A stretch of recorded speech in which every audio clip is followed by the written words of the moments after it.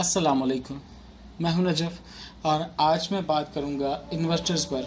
गर्मियों का मौसम है, शदीद गर्मी है। छत पे लगा पंखा हमें उस गर्मी से बचाने की अपनी भरपूर कोशिश कर रहा है, मगर वो इस शदीद गर्मी में वो काम नहीं कर सकता जो कि एक एसी कर सकता है। आजकल आपको हर तरफ इन्वर्टर टेक्नोलॉजी के एसी इश्तिहार देखने को मिलते हैं।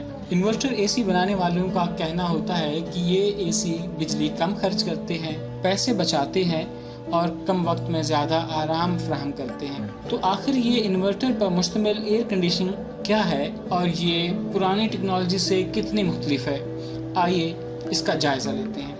हम आम तौर पर अपने कमरे का दर्जा हरारत अपनी ज़रूरत के मुताबिक रखते हैं, जो पाकिस्तान में अमूमन 18 से लेकर 24 तक होता है। हमारी ख्वाहिश के मुताबिक दर्जा हरारत हासिल करने के लिए कंप्रेसर को एक मुकर्ररा रफ्तार से चलना पड़ता है, जो कि इसकी सबसे ज़्यादा रफ्तार होती है, जिसके बायस बिजली भी ज़्यादा खर्च होती है। जब दर्जा हरारत मतलूबा सतह पर पहुंच जाता है तो थर्मोस्टेट कंप्रेसर को ट्रिप कर देता है और उसका ब्लोअर काफ़ी सुस्त रफ्तारी से चलने लगता है। लेकिन अगर हमारे कमरे में हवा लीक होने के रास्ते हों या ऐसी जगह मौजूद हो जहां से गर्म हवा अंदर आती है तो कमरे का दर्जा हरारत बढ़ जाता है, जिसके नतीजे में थर्मोस्टेट कंप्रेसर को फिर से चलने और हमारे मतलूबा दर्जा हरारत को बहाल करने की हिदायत जारी कर देता है। अगर सोचा जाए तो कंप्रेसर का ट्रिप हो जाना फ़ायदेमंद होना चाहिए, क्योंकि जब कंप्रेसर चल नहीं रहा होता तो हम बिजली कम इस्तेमाल कर रहे होते हैं।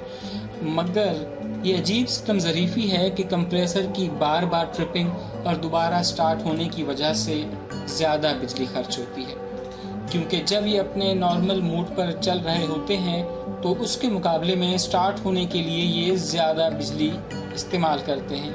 लेकिन अब इन्वर्टर टेक्नोलॉजी ने इस चीज़ को बदल कर रख दिया है। कंप्रेसर के चलने को मुख्तलिफ रफ्तार सेट करने वाली डिवाइस के ज़रिए कंट्रोल किया जाता है। अगर सादा ज़बान में हम कहें तो ये कमरे का दर्जा हरारत महसूस करते हुए कंप्रेसर को चलाने वाली मोटर की रफ्तार को मुस्तहकम रखता है। अगर कमरे का दर्जा हरारत ज़्यादा है तो कंप्रेसर भी उसी मुताबिकत से तेज़ रफ्तारी से चलेगा, और अगर दर्जा हरारत गिर जाता है तो कंप्रेसर की रफ्तार भी कम हो जाती है। ये टेक्नोलॉजी कभी भी कंप्रेसर को ट्रिप नहीं होने देती, बल्कि हमारी ख्वाहिश के मुताबिक कमरे की ठंडक को बरकरार रखने के लिए उसे मुनासिब रफ्तार से चलाती रहती है। इस तरह एक आम कंप्रेसर के स्टार्ट होने के दौरान बिजली का इस्तेमाल कम हो जाता है। इन्वर्टर एसी महंगे होते हैं, मगर ये अपनी कीमत को मौसर कूलिंग के जरिए पूरा कर देते हैं और कम उतार चढ़ाव की वजह से ये बिजली भी कम खर्च करते हैं। इन्वर्टर एसी बिजली के बिलों में अमूमन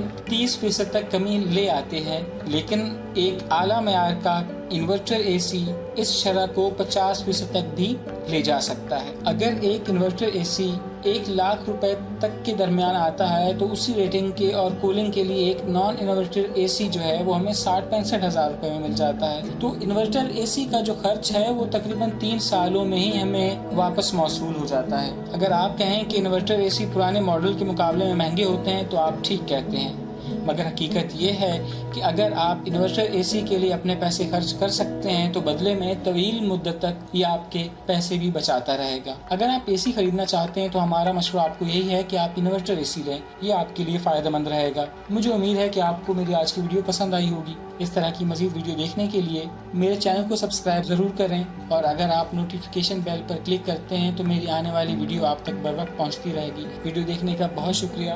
अपना ख्याल रखिएगा। अल्लाह हाफ़िज़।